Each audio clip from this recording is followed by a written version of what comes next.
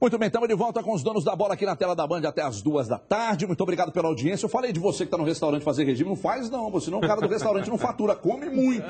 Coma e coma bem. Coloque costelinha, feijoada, que a coisa tem muito osso e tal, e pesa muito prato. Olha aqui, sem poder contar ainda com o Dagoberto, o técnico Marcelo Oliveira, ele promove pela primeira vez a entrada de Júlio Batista. Quer saber se está ansioso com a estreia, ainda mais em uma decisão contra o Flamengo na Copa do Brasil? Veja aí. O assunto agora é Copa do Brasil. E quarta-feira tem as oitavas de final. Tem o Flamengo. O time do Flamengo também é um bom time também, então facilidade a gente sabe que a gente não vai encontrar. Dagoberto, sem jogar há 2 meses, já treina com bola. Participou até de coletivo, mas não é desta vez ainda que Dagoberto voltará a ser relacionado. Agora, para quarta-feira contra o Flamengo, o torcedor cruzeirense pode esperar uma surpresa, pelo menos no banco. E o Marcelo diz quem é. Júlio, possivelmente, nós vamos fazer um coletivo na segunda, possivelmente vai estar à disposição no banco na quarta-feira. Júlio Batista está entrando em forma. O mais importante é ir entrando e fazendo cada vez, jogando mais tempo para que eu possa me adaptar o mais rápido possível e fazendo mais jogos, 60, 70, e até o momento que eu com certeza já vou aguentar 90 minutos. Se ele quer jogar... É lógico que eu quero jogar.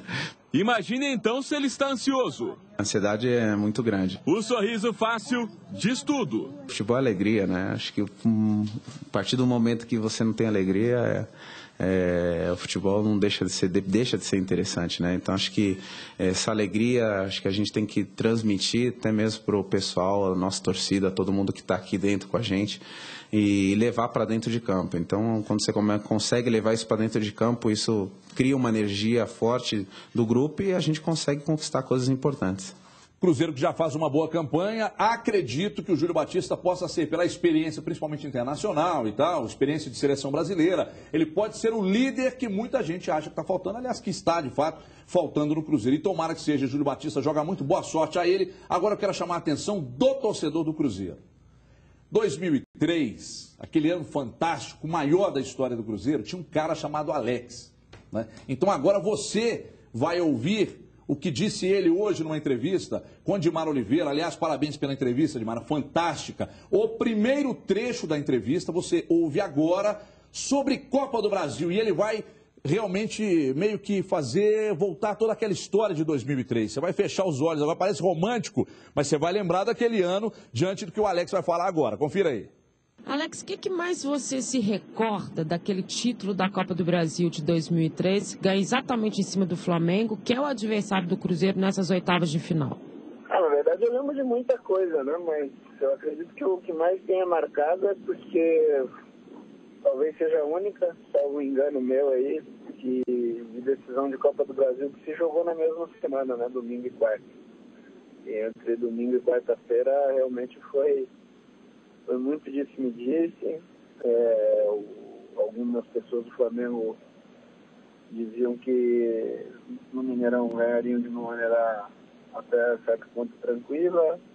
A gente tinha alguns problemas, principalmente na linha de trás, né? Porque nós perdemos no Maracanã o Thiago e o Edu no cartões amarelos. Aí tínhamos o Luizão ainda com uma dificuldade física, né? Já que estava se recuperando de uma lesão muscular. O Vanderlei ficou em dúvida se improvisaria ou se puxaria o Gladstone, que nunca nem tinha treinado com a gente, que era juvenil ainda. Eu lembro de vários fatores, mas o que pega mesmo, o que faz lembrar daquela decisão, com certeza é a escolha pelo Gladstone, que estrear numa decisão de Copa do Brasil realmente é uma situação diferente e difícil. E que naquele momento, ele naquele dia nos ajudou muito. Fala um pouquinho daquele gol fantástico lá no Maracanã, gol de letra. Entrou para os mais bonitos da sua carreira? Com certeza. A gente tinha uma movimentação grande, né? O Aristizábal, o David e eu. E se nós lembrarmos do gol, vai ver que foi em cima da movimentação dos três, né? Nós saímos uma jogada rápida pelo lado direito. E numa movimentação dos três, numa troca de posição, o David fez o cruzamento com muita força. Eu não tinha condição de chegar de frente na bola. aquilo que eu imaginei deu certo, né? Que era deixar a bola passar um pouco por mim e tentar pegar na passada. E eu fui bastante feliz. Agora, eu me lembro bem no segundo jogo, né?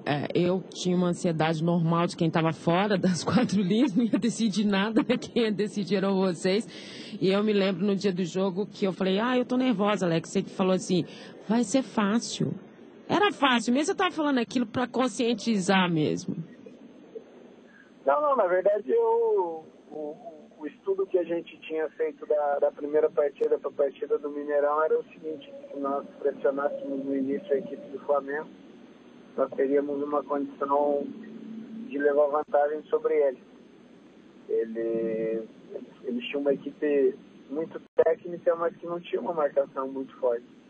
Então, em cima do que o Vanderlei nos mostrava, em cima do que nós observamos, a gente viu que pressionando no início poderia definir o resultado. Então eu tinha uma confiança muito grande devido àquilo que eu vi na partida do Maracanã, porque na partida do Maracanã, jogando no Maracanã, o Flamengo jogou se protegendo.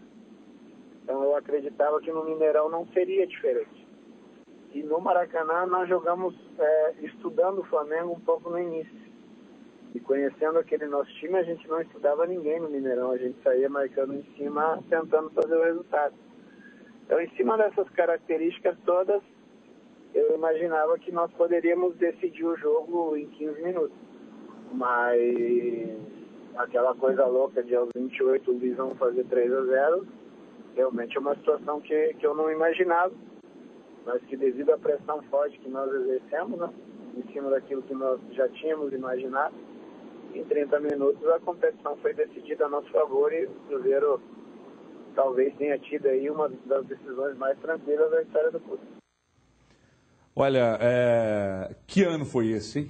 Que time era esse, meus amigos? Como esse time jogava? E outra coisa, a gente via, né, quando o Cruzeiro entrava em campo, eu acho que é meio que uma unanimidade aqui também, você tinha certeza que o Cruzeiro ia ganhar um jogo. Você lembra muito bem disso, né, Cadu? Não, com certeza. Um ano mágico, né? Um ano mágico, um dos melhores times, top 3 ali dos últimos 20 anos do futebol brasileiro, talvez até o melhor time, se a gente pegar futebol nacional da década de 90 para cá. Não teve nenhum ano, Everton, em que um time foi tão dominante, tão absoluto, com essa história tão clara que você diz, que venceria quando entrasse em campo. Então o Cruzeiro teve um ano realmente impressionante. Um trecho, pois não, cara. Uma pena que em 2004, ali no início, algumas coisas já começaram a acontecer e não continuou esse domínio, porque muita gente imaginava que ia prosseguir, né? Mas em 2003 foi algo quase inigualável na história do futebol brasileiro. O Brasil, no trecho da entrevista ali, o Alex fala que foi o ano, foi o time, aliás, foi o título mais fácil que o Cruzeiro já conquistou na história, na vida. Sabia que ia ganhar e a preocupação era, vamos ganhar de quanto? Da Copa do Brasil? Esse da Copa do Brasil aí. Primeiro, parabéns a Edmara pela entrevista, o Alex, que é um ídolo, um dos grandes ídolos e ídolos de verdade da história do Cruzeiro, por tudo, pela postura, pela questão ética que envolve a carreira dele, um cara que é uma referência, assim, que deveria muita gente se espelhar nele. E esse time do Cruzeiro, que era um time que não era de Santos, a Edmara sabe bem disso, mas era um time comprometido dentro de campo, e um time principalmente de qualidade, um time que teve dificuldades, o Luxemburgo conseguiu acertar, motivar, a parte tática, técnica, tudo, e o Cruzeiro realmente sobrava. E, contribuindo com o que o Cadu falou, realmente 2004 foi uma pena, porque a sensação é que a diretoria virou e falou, fizemos o que tinha que fazer, que era o título brasileiro. A gente pode desmantelar tudo. E, infelizmente, a sensação que eu tenho, nítida, porque os erros prevaleceram, os erros falaram alto, e o Cruzeiro poderia, sim, ter tido um planejamento, ter segurado para que em 2004 conquistasse completar o ciclo, conquistar a Libertadores, por exemplo. E aí ficou um relaxamento natural e acabou que os erros falaram mais alto. Gilmara, 10 anos depois, a decisão contra o Flamengo, mais uma vez Copa do Brasil. É bom lembrar que essa decisão da Copa do Brasil de 2003 foi a única em que os dois jogos aconteceram. Aliás, que um jogo aconteceu no domingo.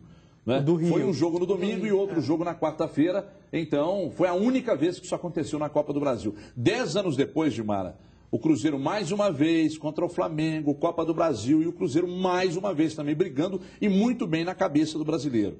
Você acha que isso aí já pode mostrar alguma coisa? Ou seja, o Cruzeiro tem um time bom, não tanto quanto era aquele de 2003, mas tem um time bom e aí enfrenta mais uma vez o Flamengo pela Copa do Brasil? E é bom que tenha essa consciência, né, Everton, que você falou, e acho que todos que fizeram parte dessa campanha do Cruzeiro de 2013, eles têm essa consciência. Vai ser muito difícil que você tenha outra equipe nesse nível, não é só no Cruzeiro, em qualquer outra equipe. É muito complicado você montar uma equipe que dê tão certo como deu esse Cruzeiro.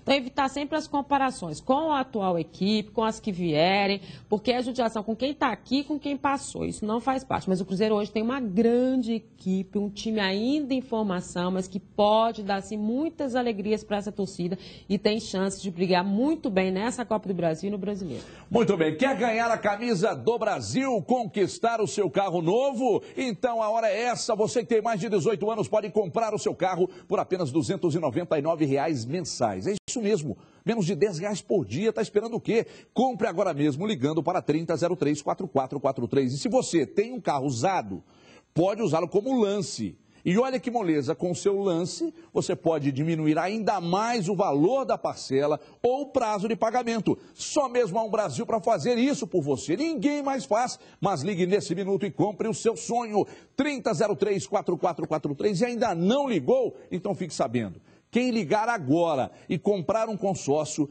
concorre a R$25 mil toda semana. Imagina você, carro novo, R$25 mil nas mãos. Para gastar como quiser, você não vai perder, vai. Ligue 3003-4443, seu Chevrolet novo por menos de R$10 por dia é na Brasil. E os 10 primeiros que ligarem e comprarem o consórcio vão ganhar uma camisa do Brasil para mostrar o seu amor pela seleção, é ou não é? Tá querendo ficar em cima do muro? Vá no jogo, então, no clássico de camisa do Brasil. Ninguém vai saber que time você torce, ou não é? É a promoção da Brasil, 3003-4443, além do futebol. Você não vai deixar sua outra paixão para os 45 do segundo tempo, hein? Conquiste o seu novo carro agora.